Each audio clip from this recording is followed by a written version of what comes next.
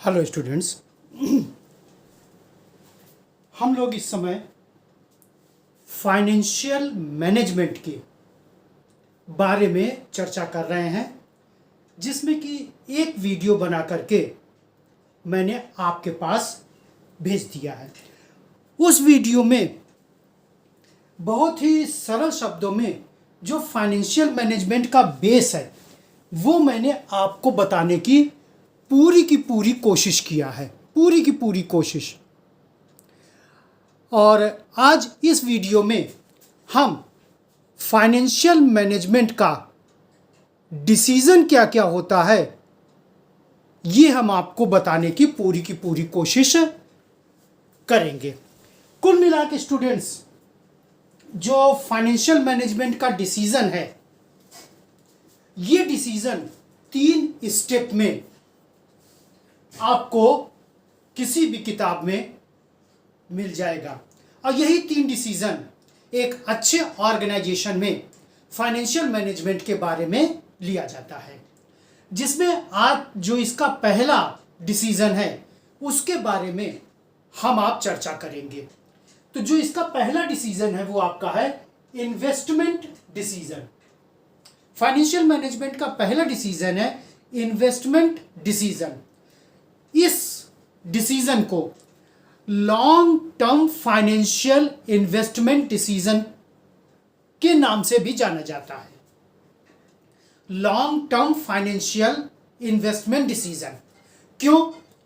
जब इसके थोड़ा सा हम डीप में जाते हैं तो अपने आप हमको पता चल जाता है कि इसको long term financial investment decision क्यों कहा जाता है, जिसको कि हम यहां पर कैपिटल बजटिंग डिसीजन के नाम से आपको बताने जा रहे हैं।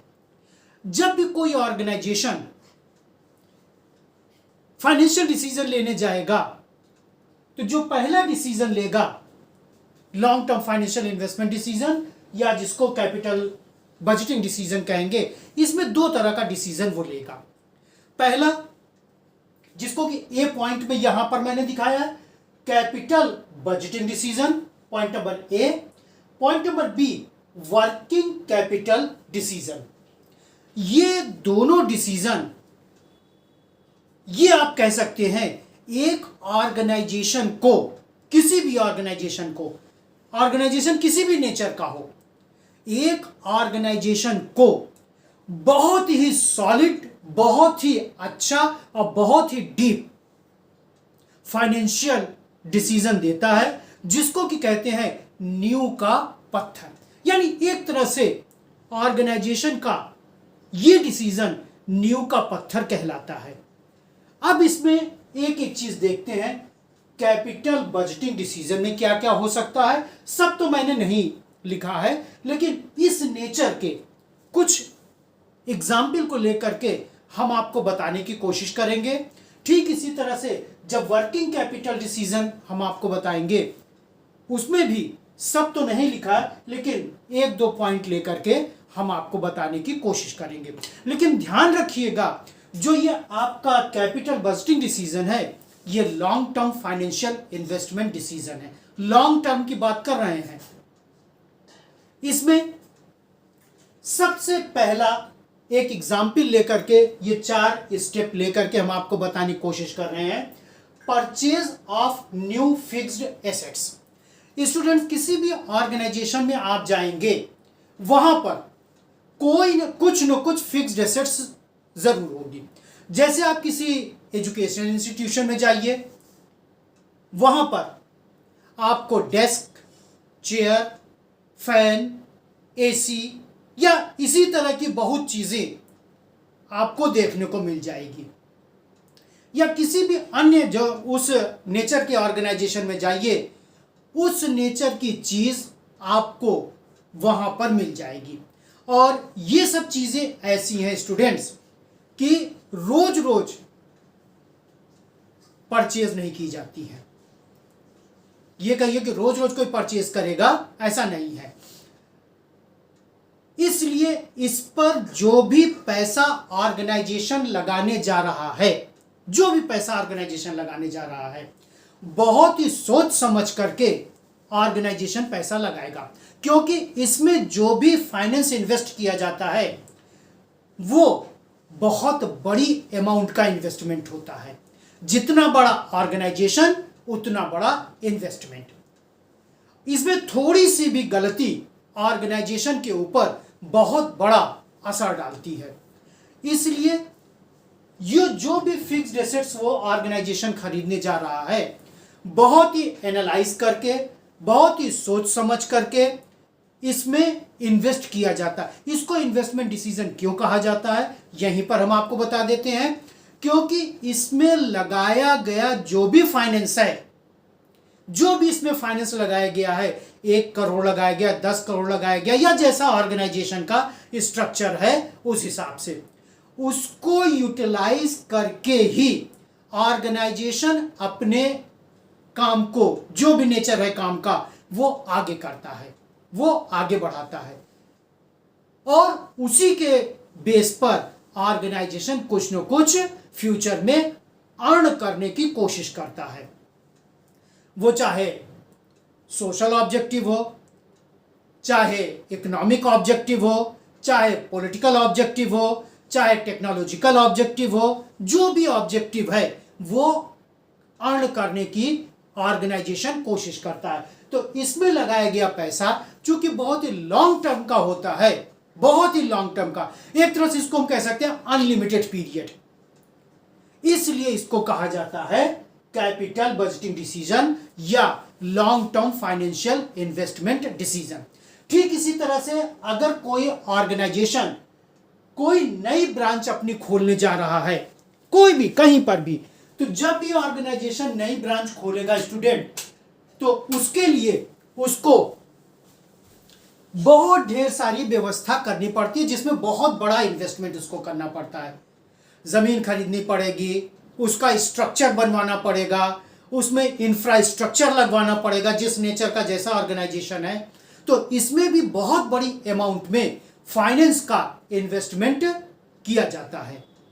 इसलिए इसको भी हम लोग कैपिटल बजटिंग डिसीजन में या long term financial investment decision में रखते हैं। नेक्स्ट आता है student launching of new product. जब भी कोई ऑर्गेनाइजेशन किसी नए प्रोडक्ट को लॉन्च करने जाता है, तो उसको उस पर बहुत ढेर सारे एक्टिविटीज करनी पड़ती है, और जितनी भी एक्टिविटी वो करेंगे, वो ऑर्गेनाइजेशन करेगा, वो मैनेजमेंट करेंगे, कंफर्म उस पर एक बहुत बड़ी अमाउंट उनको खर्च करनी पड़ती है। नेक्स्ट आता है students expenditure on research and development programme. आप कभी किसी अच्छे ऑर्गेनाइजेशन में विजिट करिएगा स्टूडेंट्स, किसी भी अच्छे ऑर्गेनाइजेशन में, किसी भी नेचर का होगा, आप देखिएगा हर डिपार्टमेंट, हर ऑर्गेनाइजेशन में एक डिपार्टमेंट जरूर होता है, और वो होता है रिसर्च एंड डेवलपमेंट, जो कि जिसका सिर्फ एक काम होता है कि मार्केट के अनुसार अपने प्रोडक्ट को डिजाइन करना और उसको लॉन्च करना, पहला। दूसरा, फ्यूचर में कौन सी टेक्नोलॉजी या क्या डिमांड क्रिएट किया जा सकता है, क्योंकि कोई एक चीज बन गई वो परमानेंट नहीं है। और फिर आजकल जिस जमाने में हम और इस समय आप लोग हैं, यहां तो आप देख लीजिए कि हर महीने एक नई चीज मार्केट में आ रही। किसी भी सेक्टर में आप चले जाइए, कंज्यूमेबल सेक्टर में चले जाइए, कैपिटल सेक्टर में चले जाइए, किसी भी सेक्टर में, ये ऑटोमोबाइल सेक्टर में चले जाइए, इलेक्ट्रॉनिक सेक्टर में चले जाइए, किसी भी अगर आप सेक्टर में जाएंगे स्टूडेंट्स, आप देखिएगा कि एक नया प्रोडक्ट करीब करीब हर महीने लॉन्च हो रहा है। तो फ्यूचर में क्या डिमांड होगी और कैसी डिमांड होगी, इसके लिए जो भी प्रोग्रेसिव ऑर्गेनाइजेशन है या जो भी नेशनल इंटरनेशनल कॉन्सेप्ट के ऑर्गेनाइजेशन है, आप देखिएगा वहां पर यह डिपार्टमेंट जरूर होगा, रिसर्च एंड डेवलपमेंट। क्योंकि इनका सिर्फ एक काम होता है कि अपने प्रोडक्ट में हम क्या और बेटर कर सकते हैं, क्योंकि ये एक ऐसा स्टेप है स्टूडेंट्स जो कि ये कह सकते हैं कि इसकी कोई एंडिंग पॉइंट नहीं है। आज कोई नई टेक्नोलॉजी आई है, कन्फर्म वो कुछ दिनों के बाद, कुछ महीनों के बाद उसकी एक स्टेप की, न्यू जनरेशन की या न्यू कॉन्सेप्ट की टेक्नोलॉजी मार्केट में आ जाएगी।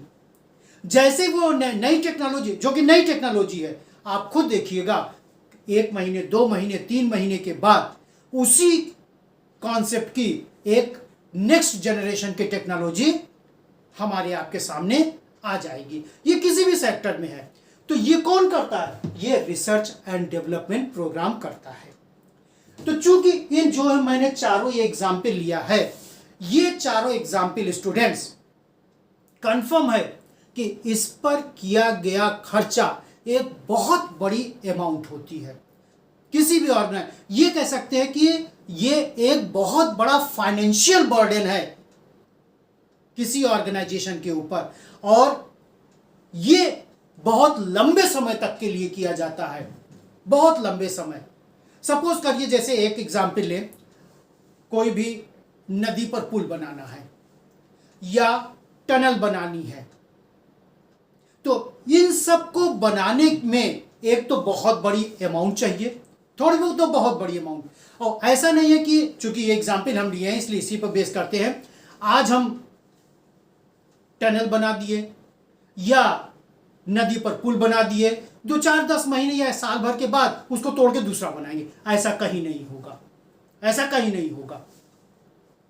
तो उस पर बहुत ही ये करना पड़ेगा, रिसर्च एंड डेवलपमेंट, कौन सी टेक्नोलॉजी लगाएं, क्या करें, क्योंकि इन दोनों ये सब चीजें बहुत ही लंबे समय के लिए होती हैं और इस पर जो भी खर्च किया जाता है वो बहुत बड़ी अमाउंट में खर्च किया जाता है। तो ठीक इसी नेचर का जो भी खर्चा जिस ऑर्गेनाइजेशन में किया जाएगा, नेचर ऑफ ऑर्गेनाइजेशन अलग अलग हो सकता है, उनकी वर्किंग का कॉन्सेप्ट अलग अलग हो सकती है, लेकिन खर्चा जरूर होगा। और जब भी ऐसे खर्चे किए जाते हैं, जब भी ऐसा फाइनेंस की व्यवस्था अरेंजमेंट की जाती है, तो बहुत ही बड़ी अमाउंट होती है और बड़ी अमाउंट होने के साथ ही साथ बहुत लंबे समय के लिए ये काम किया जाता है। इसीलिए इसको कहा जाता है कैपिटल बजटिंग डिसीजन, या दूसरे शब्दों में इसको कह सकते हैं long term financial investment decision. Investment शब्द है इस पर, क्योंकि इस पैसे को इन्वेस्ट करके उसके बदले में अर्न किया जाता है। ये तो हो गया लॉन्ग टर्म का।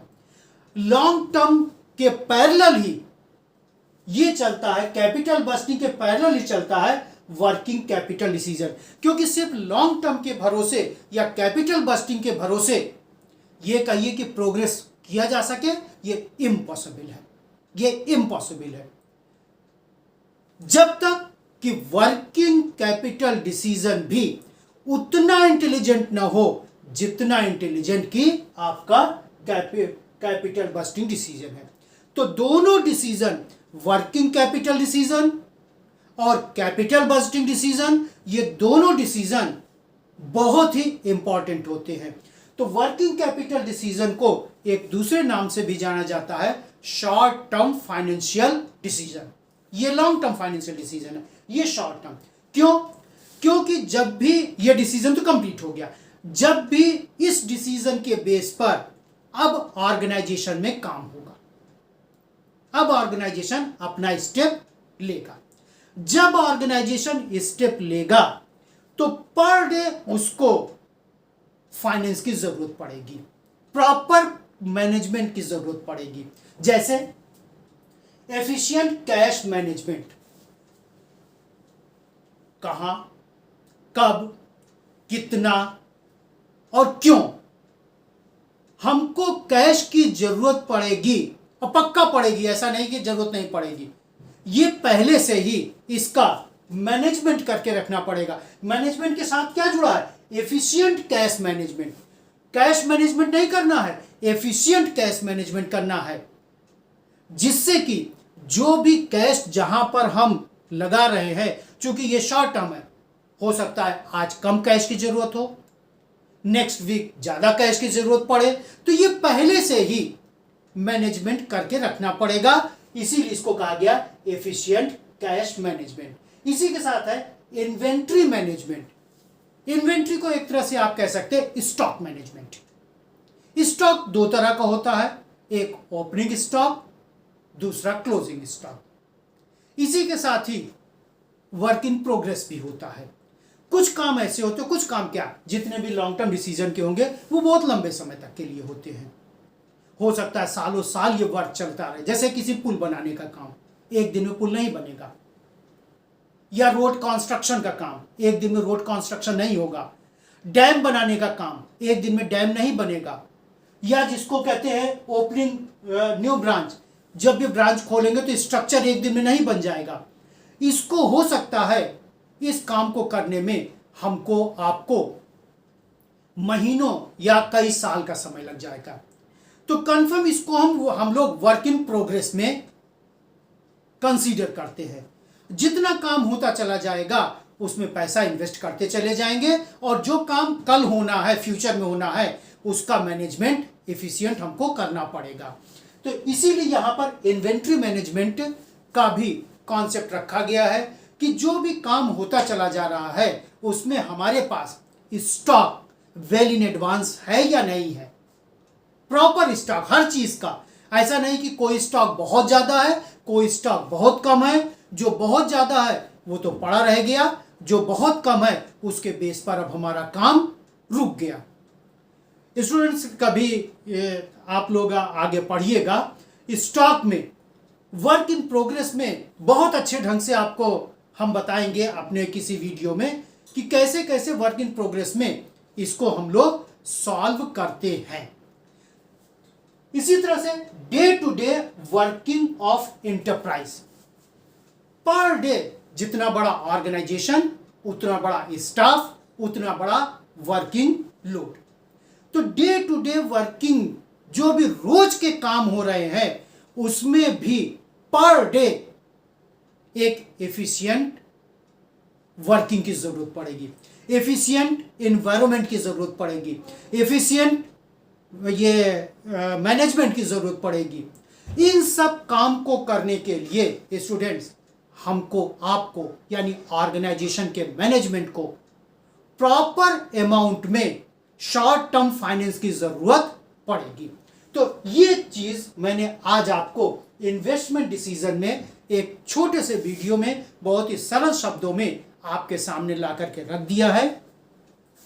कैपिटल बस्टिंग और वर्किंग कैपिटल बस्टिंग, आप किसी ऑर्गेनाइजेशन को विजिट करेंगे तो आप देखेंगे कि ये सब बहुत आसानी से आपको वहां पर देखने को मिल जाएगा। Thank you students.